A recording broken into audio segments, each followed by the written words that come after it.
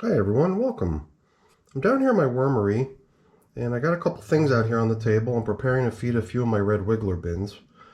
And as I'll do sometimes, I put together a little hit list of what I want to take care of today. And just to go through it really quickly, I thought I'd show it here. And basically this shows all of my red wiggler bins. One of the bins, this last one here, the 23-day-old bin, isn't purely red wigglers. It's mixed with a couple other different breeds of worms. But I'm still treating it as primarily a red wiggler bin, kind of lumped in with the rest of my red wiggler bins. I've got two categories here. One of them is to feed them, because it's been 10 days since these last were fed. And then I've got ones that I'm not going to feed, because one of them, for example, is only 1 day old. So yesterday I had gone into this middle bin here, the 53-day-old bin. Yesterday was 52 days of age. Took out some volunteer worms with which to launch this brand new bin. The bin was built with food, and there's plenty of food in there for that bin for a while now. No need to feed that one. I've got another bin over here, the oldest, which for over a month now has been in the process of foraging, trying to give the worms a chance to break down all the little scraps of material in the bin, all the little scraps of food and bedding. So neither of these two bins here are being fed today. My focus is on these three here. There's a 96-day-old bin, a 53-day-old bin, and a 23-day-old bin. And I've got some other numbers here showing how many feedings each bin has received so far. And these numbers include the food that was included in the build of the bin too. And then there's just this number over here which shows the average interval between each feeding. So I'm going to go ahead and start pulling these bins out onto the bench here to feed them. And to take care of that, I've got a variety of different scraps here. There's basically some potato peel in here. It's all frozen. And there's some cabbage leaves, a variety of purple cabbage and regular old green cabbage. And on top of that, some of the other things that go hand in hand with most of my feedings is the used coffee, when I don't forget to add it. I've also got a collection of used coffee filters here, which we're going to tear up and include with the feedings as extra boost to their bedding supply. And I've got a little bit of pulverized eggshell here too, which is what I use as the grit to go hand in hand with the worm food. So let's get to work on this. The bin we're going to start with is the youngest. It's the 23-day-old bin. I already see a couple little pests. How do you like that? Little fruit flies or something. I already saw 4 of them right off the bat, and that means there's probably more. Not sure where they're hiding. Sometimes I question whether they might be in this cardboard, sort of between the corrugated layers. Here's another one. Oh, not the best thing, but not the end of the world either. I guess my preference would be to not see any pests in my bins, but sometimes it happens. It's not the end of the world. And there was only a few of them too, so maybe I'm just overreacting. I've got a couple worms hanging out on the plastic covering here, so I'm going to evict them really quick before we move the plastic covering aside. We've also got this piece of paper. It's been resting here on the top of the material for the past few weeks, ever since we started the bin. And this worm does not look good at all. I wonder if this little guy isn't even alive anymore. What's the deal with this guy? Strange, okay. Guess maybe there's something going on here. I don't know. But whatever, I mean, when it comes to a dead worm, it's not the end of the world typically. Usually the other creatures in the bin, mites and whatever, they'll take care of doing away with the remains of the deceased creatures. But I thought I just saw another deceased worm over here.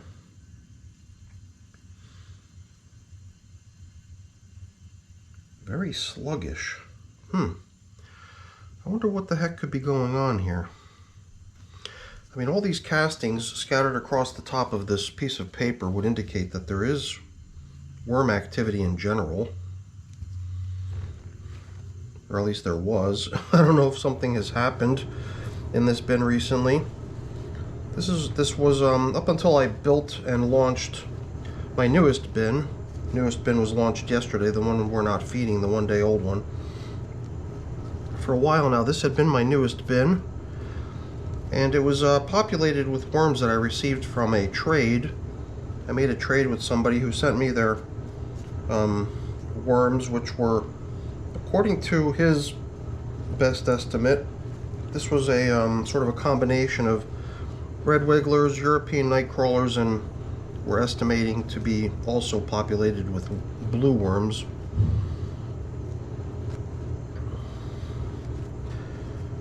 But I have no way of knowing for certain. But I guess since the main worm type that's expected to be in here is red wigglers, I'm just treating it as one of my red wiggler bins. But that was kind of an unusual opening scene there, because usually we get somewhat better results. So here we've got a fairly dark colored worm, pretty chunky, pretty thick in girth, also rather sluggish. I guess my first immediate response is that maybe they're, you know, reacting poorly to something that, you know, maybe I did. And the first thing that comes to mind is maybe that piece of plastic that was covering things up might be covering things up a little bit too thoroughly. I'm just curious if there's just some sort of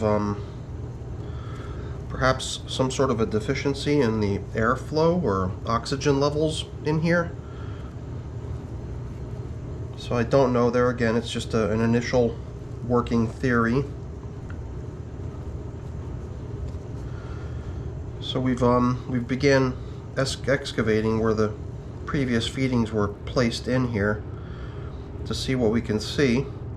I'm glad to see that we've got a little bit more activity happening down here beneath the remaining food chunks.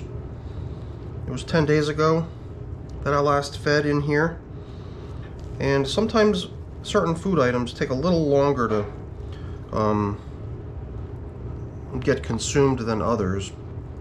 And I would say that this piece of food right here, which is the seed out of a avocado, is going to take a while. It's a really hard substance when it's still fresh.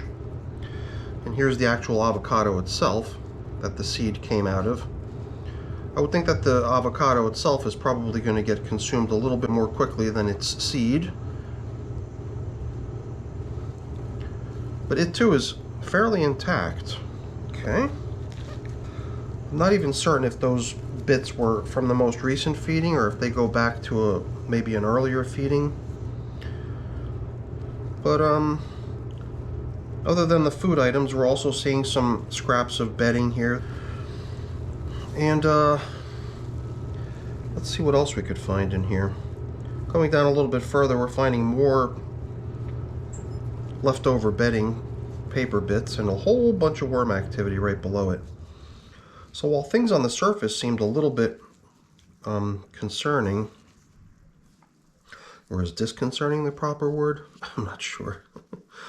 It does seem like down lower, where one would expect even less airflow, we're seeing a good amount of worm activity, but very little other remaining scraps of food. So maybe just those couple items we encountered on the way down, that half of an avocado, its pit, as well as that piece of plantain which we started with here in the beginning. Maybe those are just items that are going to take on a little bit more activity soon, but sometimes certain food items require a little bit of time for the natural breakdown process to kick in before the worms can actually move in and start enjoying it as a food item.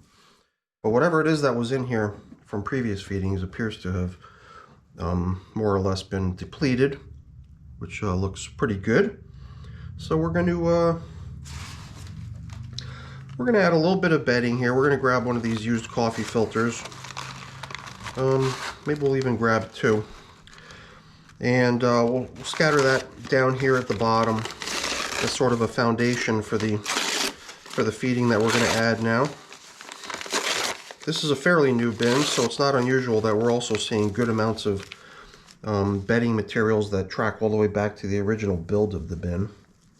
You know, the bin only being 3.5 weeks old, it's not surprising that you're going to find substances that were part of that original build. And then we'll drop in the food, and we'll try not to forget the coffee, because forgetting the coffee seems to have been my kind of perpetual goof up lately. And I had a really bad example of it the other day where I completely forgot to add coffee to any of my bins. So I bought down that carton of coffee only to take it right back upstairs to the kitchen because I hadn't fed any of it to the worms. So I'm grabbing a good, generous handful of cabbage and potato peels, and a second handful. So I'm going to see if I can do a similar portion in each container, 2 good, generous handfuls like that, because I think I've got enough to distribute that much into each of my bins. I'm not sure if we're going to add grit to all the bins today. But since this is the newest, or used to be the newest, almost my newest bin, my newer bins I like to include grit, just to make sure that the worms have an adequate supply of it within the bin. Older bins, I believe, have enough of that stuff floating around in it that if the worms need it, they'll find it. But in newer bins, I prefer to be a little bit more liberal when it comes to the application of grit. So before we cover things up, let's go ahead and restore some of these older food items. We'll just stack them right on top of the newly added portions. And then that'll give us a chance to see how those items have progressed next time we pop in here. So the last feeding was 10 days ago. It does seem like this was a pretty good interval to come back down in here and feed these bins again. Even though we found leftovers, obviously, I believe that those leftovers might not have actually tracked back to the last feeding. Those might have actually been in there already from a feeding even prior to that. I did not review the footage from last feeding, so I can't say for sure. So out here on the edges, you're seeing a lot more leafy material, paper bits, all kinds of the bedding that the bin was originally built with. And on a fairly new bin like this, it's perfectly par for the course, kind of what you would expect to find. And as time goes on, all these little sticks and stems of the leaves, the leafy matter, the paper, all of it gets broken down. But I would think that the worms are more inclined to go after the fresh food items that they found in the original build of the bin, as well as the couple feedings that the bin has received since it's been in service. There's a nice earthy smell down in here. There's really no odor with which you can tell what types of foods had been added to this bin. And that's typical. It almost seems like no matter what kind of food you add to your worm bins, even if it's a very aromatic, sweet-smelling food item, chances are you're not really going to smell any sign of it. There's only going to be this kind of earthy smell, and that's a good indicator that things are coming along pretty normal in your bin and there's nothing to worry about. So I'm glad that even though we at first saw a few signs that made us grow a little bit concerned, the presence of fruit flies, of which there were only a few, so it's not earth-shattering, but something to keep an eye on just in case the situation has a tendency to degrade. If it starts to get overrun with little pesky flying insects, then you might want to take countermeasures to try to reduce their numbers. And then those couple deceased worms that we observed in the very beginning worried me a little as well. But as time went on and we saw the abundant worms under the last feeding, they all looked pretty happy and healthy. I think my concerns kind of faded away, so I'm not so worried now. I think things are going pretty good in this now 23-day-old bin.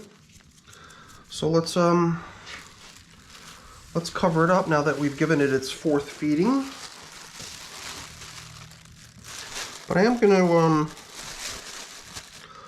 I'm wondering if I can do something here to maybe help boost the airflow a little bit. You know, maybe not push it up against the edges so much. Maybe leave it a little bit more crinkled for allowing a little bit of air to get in around the sides. I don't know. I usually try to just improvise little variations to my typical mode of operating, just to see if it might, you know, yield positive or better outcomes than what I've been observing. So in this case, I guess what I'm trying to see is if there's a possibility that maybe a little boost in airflow will help prevent us observing, you know, future deceased worms floating around in the bin. All right, let's move on. All right, so now it was only yesterday that we checked in on this bin, and it wasn't so much a check-in as much as it was just an extraction of worms. So we're going to find that things in here are pretty much stirred up from the last check-in yesterday. I did notice a bunch of worms hanging out within the bag. So like these worms right here are actually in the middle of the 2 sheets of plastic that make up this bag. They're actually inside. And I've been telling myself that maybe I'm going to tear that piece of plastic so that it really is just a single sheet of plastic as opposed to being a bag. But for now, I'm not going to sweat it too much. We're just going to get these things fed. We're not going to try to do too much troubleshooting here today. These sheets of paper too, when I observed how tattered they were yesterday, I talked about maybe replacing it and maybe just using it as straight up bedding today. But if we can lay them back out again to give them just one more lease in life to serve that same purpose just a little longer going forward, I think we're going to do just that. We came in here yesterday and we pulled out a whole bunch of recruit worms, probably something in the neighborhood of about 1,000 worms. And even though up until now we'd always been estimating that this bin has a population of something in the neighborhood of 2,200 worms, we always sort of had a hunch, or at least based on the feedback I gotten from people in the comment sections of my videos, the feeling had always been that there's way more than that in this bin. So even though I did a pretty good size extraction of worms yesterday, I'm kind of sticking with the original number of this bin having something in the neighborhood of 2,200 worms in it still. I thought that by doing a reduction of worms, but by keeping the estimated head count as is, maybe the numbers will kind of align with the reality. So I don't know. It's really hard to say, you know. Sometimes you open up the material a little bit and you see a good, you know, pile of worms hanging out right there. It seems like a couple handfuls like this and you got yourselves, you know, 2,000 worms easy. And I would say that this bin certainly has at least a couple handfuls like that worth of worms hanging out in it. So I would almost tend to agree that even now the bin probably has in excess of 2,200 worms in it, despite the extraction of a couple handfuls yesterday, which probably amounted to about 1,000 or so worms. And yesterday when I had kind of reassembled the bin prior to putting it back up on the shelf, I had tried to reposition all of these food scraps I had encountered along the way back down in the middle area, which is probably why we're finding a good number of worms hanging out there. So even on this side, lots and lots of worms. I'll definitely have to say that this bin has more than just a couple thousand worms in it. So let's give it some food. Always fun to pick in this bin. I thought it might not be as interesting after the extraction of all the worms we took out of here yesterday, but I can see that this bin still has a good hardy population. One that's always going to give us a good, entertaining feeding session. We'll just go ahead and we'll tear up this filter here to boost the bedding a little bit to go hand in hand with the portion of food that they're getting.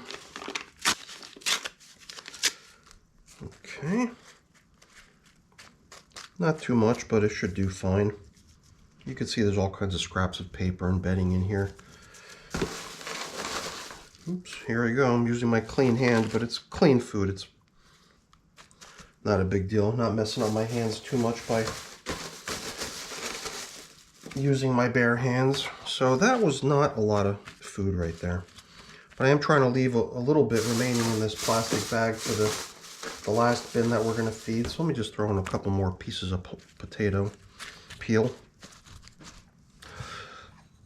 And I think, let's see, how are we doing on the coffee supply?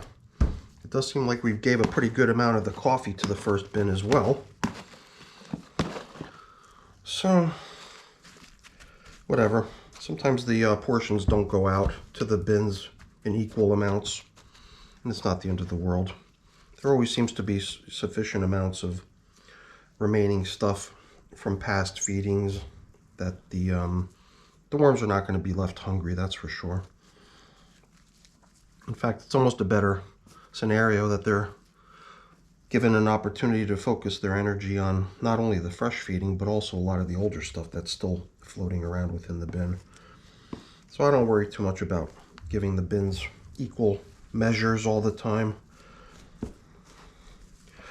I'm really usually more interested in just doing away with all the kitchen scraps that keep piling up in my freezer. That's my main objective when I come down here a lot of times. A lot of times I know that the bins are going to be just fine even if I didn't give them food for a long time.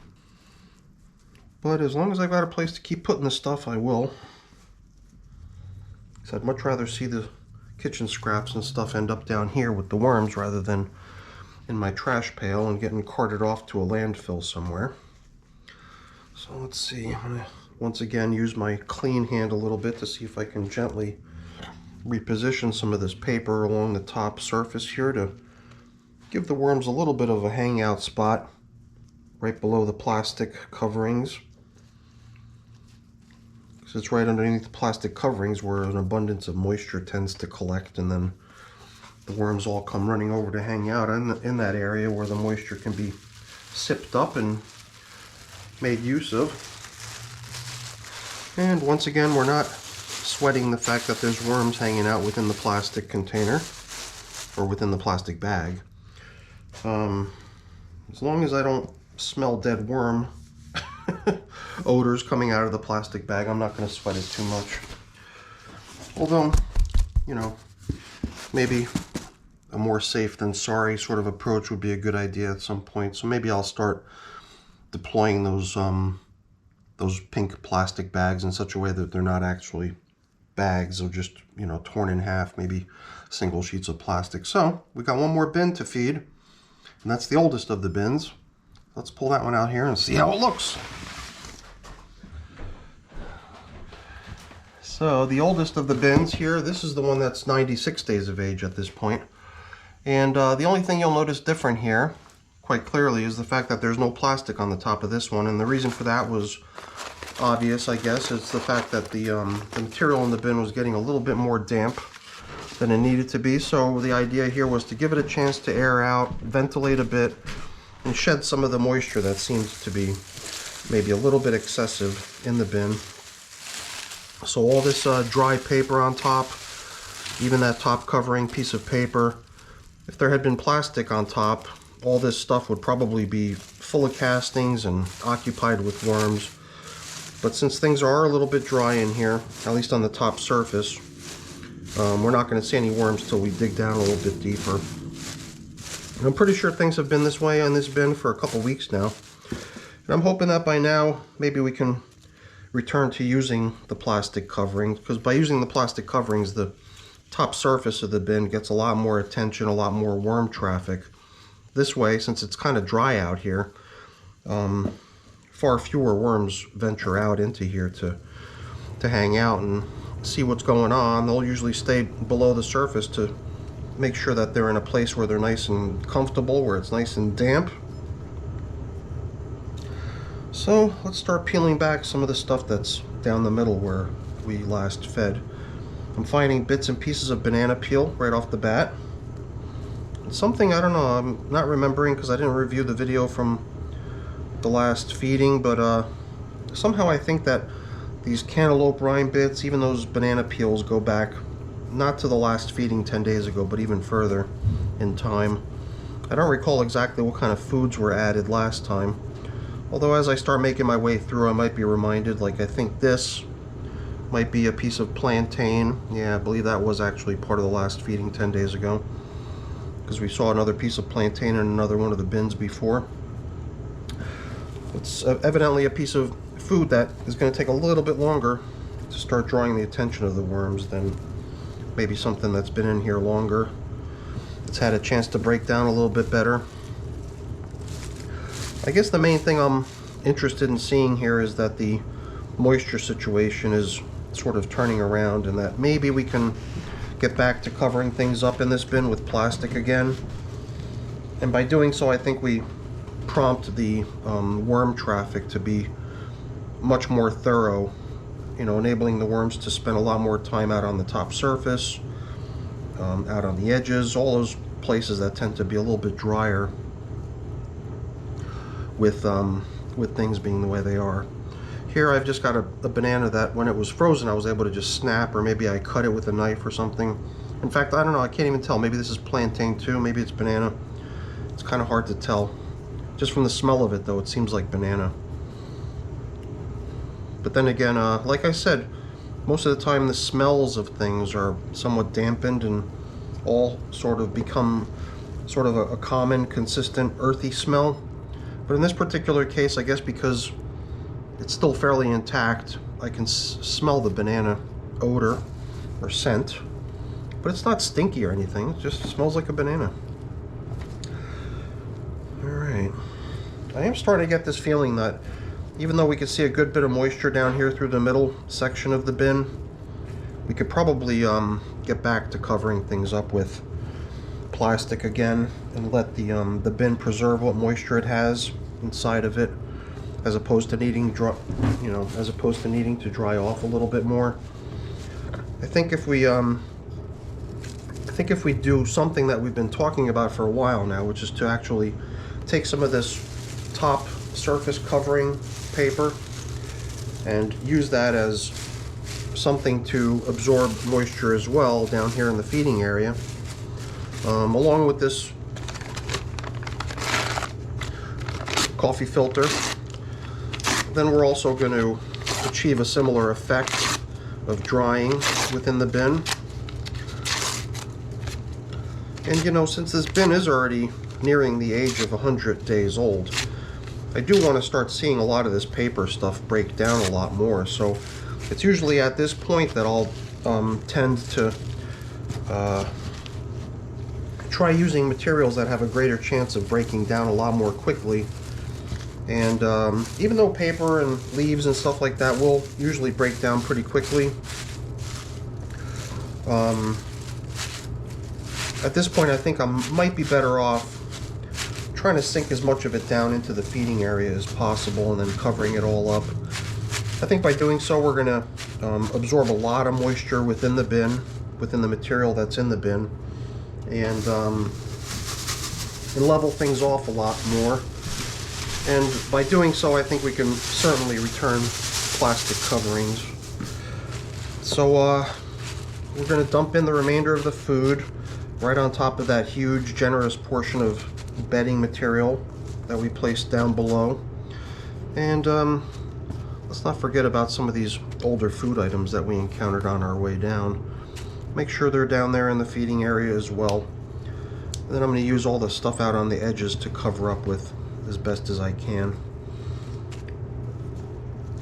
And hopefully things in this bin are going to kick up a little bit more with the increased moisture, because I think that the drying cycle has done its job, helped us restore a kind of a normal level of moisture here within the bin. So we got to get this thing geared up for winding down and getting finished.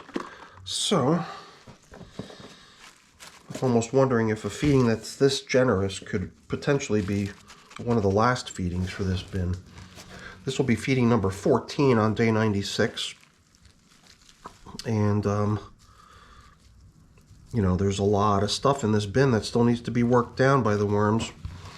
So I think by covering up on the top and holding on to whatever moisture is in this bin, and whatever moisture was just added with the inclusion of these fresh food items,